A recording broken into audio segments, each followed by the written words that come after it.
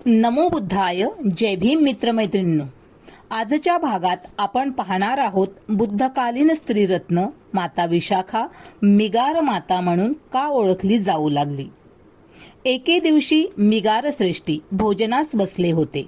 विशाखा त्यांना पंख्याने वारा घालत होती. ती बघते तर काय, दारामध्ये भिक्षू आलेला होता.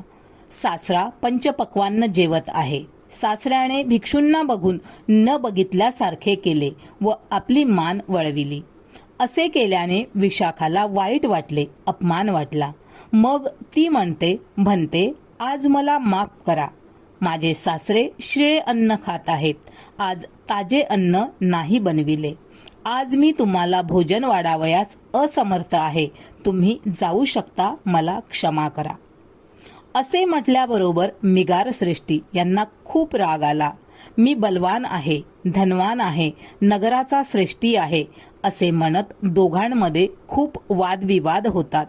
ती म्हणते, माझ्याकडून जर काही चूक झाली असेल तर ज्या 8 गृहस्थांची माझ्या पित्याने नियुक्ती केली ते माझ्या बाजूने न्याय निवाडा करतील तरच मी या घरातून जाईल. मग ते 8 लोक येतात, न्याय निवाडा करतात आणि तिला विचारतात, तुझे सासरे शिळे अन्न खातात हे तू बोलली होती का? ती म्हणते, माझ्या सासऱ्यांना खूप धनसंपत्ती प्राप्त झालेली आहे. ते आता काहीच करत नाहीत, म्हणून या अन्नाला मी शिळे म्हटलेले आहे. जर क्षमता असूनही एखादा व्यक्ती दान करत नसेल तर ते अन्न शिळेच आहे. मिगार श्रेष्ठी म्हणतात, ज्या दिवशी ही माझ्या घरी आली त्या दिवशी माझ्या पुत्राकडे लक्ष न देता आपल्या इच्छेनुसार वाटेल तिकडे निघून गेली. विशाखा म्हणते, एक अश्वी अश्वशालेत प्रसव वेदनेने तळमळत होती. मी तिच्या शुश्रूषेसाठी गेली होती. यासाठी ती दोषी ठरत नव्हती. आणि ज्या दिवशी विशाखेची वरात निघाली त्या दिवशी तिच्या पित्याने घरातील अग्नी बाहेर जाऊन न देणे असा उपदेश केला. तो योग्य आहे काय? ते म्हणतात, होय, तो उपदेश योग्य आहे. घरातील स्त्रियांमध्ये ज्या गुप्त गोष्टी असतात त्या बाहेर सांगू नये, म्हणजेच घरातील अग्नी बाहेर जाऊ देऊ नये. हा गुन्हा देखील तिच्यावर सिद्ध झाला नाही. अशा प्रकारे मिगार शांत होतात व तिला तिच्या मनासारखे करण्याची परवानगी देतात. विशाखा म्हणते, उद्या भगवान बुद्धांना व भिक्षू संघाला भोजनाचे निमंत्रण देते. तुम्ही मला परवानगी द्या. माझे लग्न झाले तेव्हापासून मी भगवंतांना व भिक्षू संघाला भोजनदान दिले नाही. तुम्ही मला ती संधी द्या. मिगार श्रेष्ठी म्हणतात, ठीक आहे. दुसऱ्या दिवशी बुद्ध आणि भिक्षू संघ विशाखेकडे भोजनासाठी येतात. मिगार श्रेष्ठी भगवान बुद्धांच्या समोर येत नाही. तो पडद्याआड भगवान बुद्धांचे प्रवचन ऐकतो. जगाचे शास्ता जेव्हा धम्म सांगतात तेव्हा तो धम्म त्याच्या कानी पडतो.